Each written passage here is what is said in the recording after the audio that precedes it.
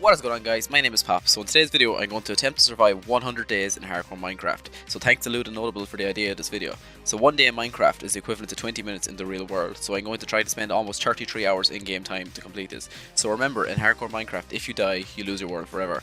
So before we get into the video, I'd like to let you know this is my first ever upload on this channel, so I'm hoping to become a full-time YouTuber by the end of 2021. So please, if you could show your support on this video by smashing the like button for the YouTube algorithm and maybe consider subscribing. So let's jump straight into this and see if we can survive. And you never know, we might even thrive.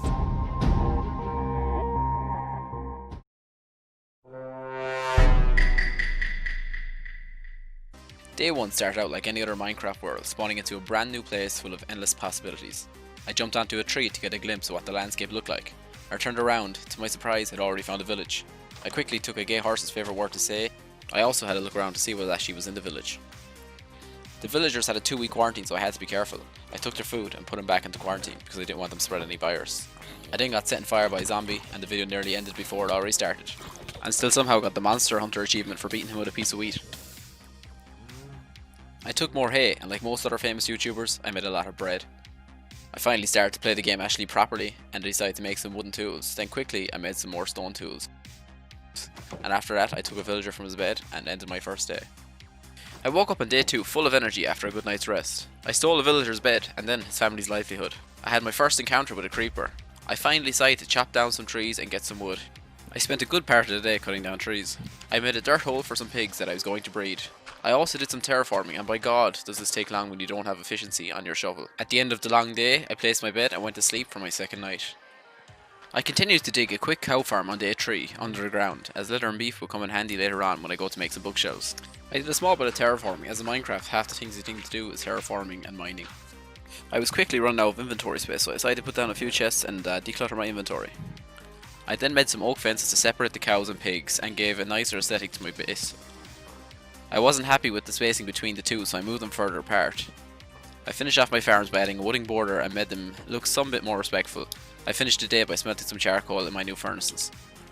I realised it was a complete waste of time making charcoal on the first day, as the start of day 4 when I went mining I found a large vein of coal. I also found some iron which would come in handy for upgrading my tools and making some armour in the future. I realised I had nowhere yet to call home, so I dug into the side of a wall and made a safe space for myself. I added a wooden door for an extra layer of security. I then found some lonely sheep and invited them into my cow farm. The wool will come in handy in later episodes when I try to find some bed or make some carpets. I upgraded my pickaxe to an iron one and also made an iron chestplate and iron Yeezys. An iron pickaxe is such a better upgrade than having a stone pickaxe, so I don't have to worry about my pickaxe breaking every 2 seconds. I got rid of my old Ugg boots because they didn't get much protection. I found another cave and realised I wasn't equipped for it yet, so I ran away until I met a skeleton and broke my axe. I used my 100,000 IQ play to finish him off with my pickaxe. Day 5 was a fairly boring day, which mainly consisted of digging downwards to create a strip mine, and also I fought off some mobs. I was starting to realise that I need to upgrade my tools and armour as soon as possible in order to survive this 100 days. So I needed to find and try and get him diamond. So I started a strip mine on Y11 and I found this to be the best level to find diamonds. Some of you might say Y11 isn't the best to be finding diamonds, but over the years I found it's the easiest, as you find loads of lava caves and also you can dig upwards and downwards a few more blocks. I was rudely awoken on day 6 by a skeleton shooting at me in my bed, and I was set on fire for a second time. I feel like a small bit of iron armour I had saved me from dying. This near death experience shook me a little, and from here on I decided to play a lot more cautiously. I finally placed my bed and my new hermit hole, and I used whatever coal I had to make torches and light up the area around me. I finally completed my full set of iron armour and crafted a shield. I was definitely now more prepared to fight any mob that would stand in my path. I made 3 more iron pickaxes and spent the next 3 days on the search for diamonds. At first I wasn't very lucky on my search, but I found lots of other ores such as gold and redstone. After searching a small cave I decided to loot some and I came across my first vein of diamonds. I was excited. I cautiously mined all the blocks around the diamonds, placed a bucket of water for safety and mined 7 diamonds in total. I was actually so happy because at this stage I had enough diamonds to be able to make a diamond pickaxe and to make an enchanting table. I then went to the tedious task of mining obsidian. This takes so long with efficiency you would take it for granted.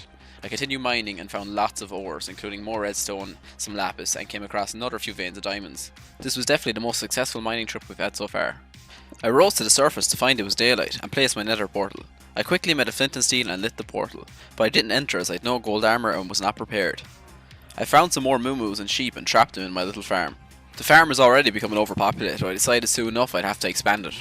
I used what little wheat I had to breed the animals, but then realised I'd need to make a lot more, so I broke lots of grass and tried to get enough for it. I knew that I would need a lot of books for enchanting, so I placed some sugarcane on the coast near my base. I finished the day off by doing some terraforming in the sunset, and I slept in my bed for the first time in 3 nights. I started off day 9 by doing one of the most basic things in Minecraft by creating an infinite water source. I decided to create a basic wheat farm so I could feed my cows and sheep. I used some of the cobble I gathered from strip mining in order to build some cobble walls. The walls are very handy as they don't allow mobs to jump over them so they can't trample my crops. I added some more torches for extra lighting. I marked out where I wanted to place the water sources. This may not have been the most efficient, but at least it works. I then crafted an iron hole for the rest of the day. I tilled the land. On day 1 it was kind of one of them boring days where nothing really happened. I started off by planting my seeds. I had over a stack at this stage, but I wasn't able to fill the whole area where I put the cobblestone fences. I then went on a trip to the nearby village to do a bit more looting. I found 2 more cows and I had them trapped in the houses, and I brought them back to my base. I bred all of my animals again, and then I finished the day off by going over to my sugarcane farm and breaking and replacing them all. I spent most of days 11 and 12 collecting logs. I decided it was time for me to build my first proper home, as my hole wasn't doing much for me. I gathered loads of oak and loads of birch logs. I also crafted the shears using iron, and I collected lots of leaves. I also found some spruce trees and I cut them down as well. I got more wood in 2 days than most girls that got in lockdown in 2020. I also went to the local swamp and gathered some lily pads. I would use these to help improve my wheat farm. Using the leaves I gathered, I decided to build straight upwards and have a look at the landscape where I was going to build my house. I decided I was going to build my house on the little hill above where I built my farms, as it looked like a nice location. Day 13 was the beginning of the house build. I started by terraforming and flattening a hill above my farms. I built a frame for the house using spruce logs and filled in with oak logs. This colour combination looked really nice together. I wanted to build a house that was very aesthetically pleasing and also had good function. I decided I would build a 3-storey house with 2 balconies on each side. I spent most of the time on the roof because I felt this is the best feature of the house, and any nice roof would make a house look good. I used leaves as scaffolding blocks, which was very annoying. I would need to find bamboo to make scaffolding blocks later in the future. I took a quick break on day 40 for building to breed my animals and also to extend my forever growing sugarcane farm. My goal was to fill all the surrounding areas with sugarcane around my base. I feel like this would look very good. I worked into the night and most of the day I spent building the roof. I quickly ran out of wood and had to go back to the forest to collect some more. The house is finally coming together and I was very proud of what I built so far. I knew I would need a lot of glass for my build, so I decided to go to the local beach and get some sand. I turned the sand into glass panes and I was surprised how the building was turning out so far. This is my first time building in the game in quite a long time, as I haven't played in a couple of years. I placed the leaves under 2 of the balconies and made them look like bushes. The house was nice, but I felt like it needed a bit more decoration. I decided to make a flower bed at the back of the house below the window. I used dirt and surrounded with oak and spruce trapdoors. The house was quite small, so I used ladders instead of stairs to get from floor to floor. I placed my bed and ended the day watching the sunset through the window of my brand new home. I spent the majority of day 17 dedicated to farming. I finally made a diamond shovel as the iron shovels kept breaking and I needed a more heavy duty one.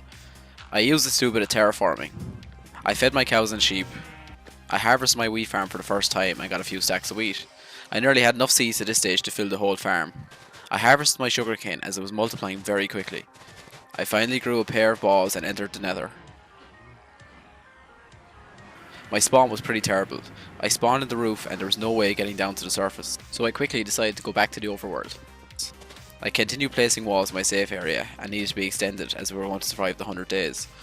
I used my new diamond shovel to continue terraforming and I finally had a safe area in which I could roam without the worry of a random creeper ending my life. The number of cows and sheep was quickly getting out of hand.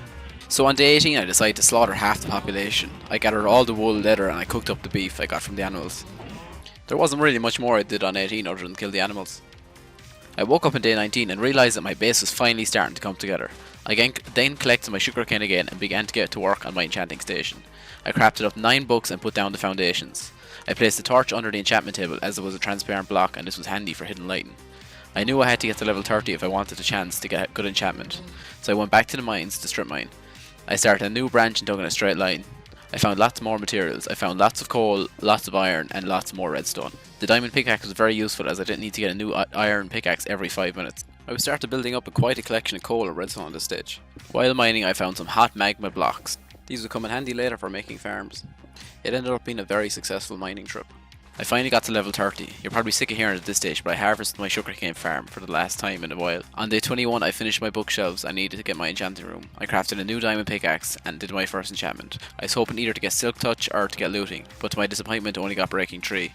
I made a quick chicken and egg farm. I'd use this farm to make arrows and also to get food from the chicken. It was an easy enough farm. All it was in the corner was 4 bits of water, and in the bottom there was a sign. The chicken would float on the sign, and then all the eggs would float through the bottom. When I got enough hoppers, I'd obviously make this an automatic farm so I wouldn't have to go over and place the eggs every time. I needed a second chicken to bring back to my farm for it to work, so on day 22 I went on the look for them and brought 3 of them back to my base. They weren't very cooperative, so I had to give each of them a backhand into their new home where they would swim forever. I then went back down to the mines again and I did a bit of strip mining. I really should have done one big massive mine instead of going down every 2 days or so to find minerals and materials. But this mining trip was way more successful than the previous ones. On this one I found 3 or 4 veins of diamonds, but I didn't want to mine them until I had a Fortune 3 pickaxe, where I could get over twice as much of the diamonds. So I enchanted another pickaxe with the hope of fortune, and fortunately I did get fortune. I also got the added bonus of efficiency. The fortune pickaxe was a big game changer. I then went back down to the mines and collected all my treasure. I got over 25 diamonds this time instead of getting 11, which I would have got if I didn't have Fortune 3. This is the most diamonds I've had so far in the first 100 days. All that happened on day 24 was I slaughtered my farm life. I then collected the eggs from my chicken farm. I also put some pink carpet on the floor of my bedroom to try and decorate it.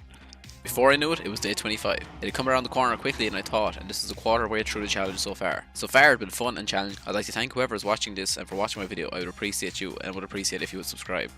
I'm hoping for these videos to gain 1,000 subscribers, so that way I'll be eligible for monetization, so I'd really help any of your support. I started today by making myself look richer than I actually was. I then spent most of the day terraforming. I feel like half of this challenge is just me terraforming and mining, but that's Minecraft. I then extended my cobblestone walls again. I did this in order to make sure my safe zone is even safer and I would have room for farms in the future. When the night time arrived, I tested my walls. I fought some zombies and they were no use. They weren't able to jump over my wall and I was easily able to slaughter them. To end the 25 days, I built up 50 blocks into the sky and had a look at the surrounding area. I feel like we've made a good bit of progress so far, even if we're only a quarter way into the challenge.